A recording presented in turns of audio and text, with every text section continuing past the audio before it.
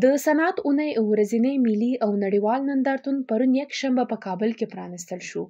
د دغه نندارتون جوړونکي وایي په دې نندارتون کې 800 غرفې ایښودل شوي چې 200 یې ښځو ته ځانګړي دي. دغه نندارتون چې د صفر تر 28مې به دوام وکړي، د صنعت او سوداګرۍ وزارت، د افغانستان د صنایعو او کانونو خونې او د افغانستان نړیوال نندارتون د مرکز لخوا جوړ شوی دی. د نندارتون جوړونکي وایي چې ګډونوال خپل تولیدات په 800 غرفو کې نندارې ته وړاندې کوي چې 200 یې ښځو ته ځانګړي شوي دي. د افغانستان د نړیوال نندارتون د مرکز د عامه اړیکو مسؤل منصور یوسفزي د دغه نندارتون د جوړېدو د هدف په اړه آزادو رسنیو ته وویل چې د دغه نندارتون د افغانستان له صنعتي سکتور څخه د ملاتړ، د هیواد د اقتصاد پر ځان بسیا کېدو او د افغانستان د صنعتي سکتور د نړیوال کېدو په هدف جوړ شوی دی. د نوموړي په وینا په دغه نندارتون کې د صنعت، کرنې، کانونو، ټکنالوژۍ، مخابراتو او بانکدارۍ د برخو سوداګر ګډون کوي. هغه زیاته کړه په دې نندارتون کې پر کورنیو شرکتونو سربیره د ایران په ګډون د نورو هیوادونو یو شمېر شرکتونو هم برخه اخیستې ده.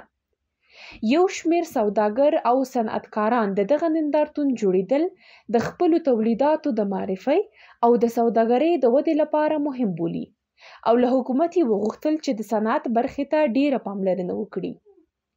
د پامیرکولا شرکت مسؤل محمد شعیب شینواري رسنیو ته وویل په نندارتون کې د خلکو ګډون او ورنه هرکلی پراخ و او دا به د دې لامل شي چې خلک د خپلو هیوادوالو له کورنیو تولیداتو سره آشنا شي.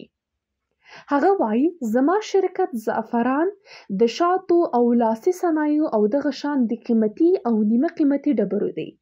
که دا ډول پروګرامونه ژر جوړ شي دا به د ټولو شرکتونو لپاره لوی لاسته راوړنه وي. زه هیله لرم چې سوداګر په دې پروګرامونو کې لاسته راوړنې ولري.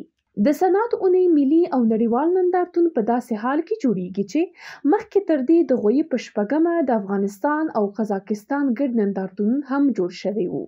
د افغانستان د نړیوال نندارتون د مرکز د شمیرو له مخې په تیر کال کې د قطر، عمان، ایران، ترکیې، قزاقستان او ترکمنستان په څېر هیوادونو سره د افغاني محصولاتو نږدې 10 ګډ نندارتونونه هم جوړ شوي او په نږدې راتلونکي کې به په ازبکستان او ایران کې هم ګډ نندارتونونه جوړ شي.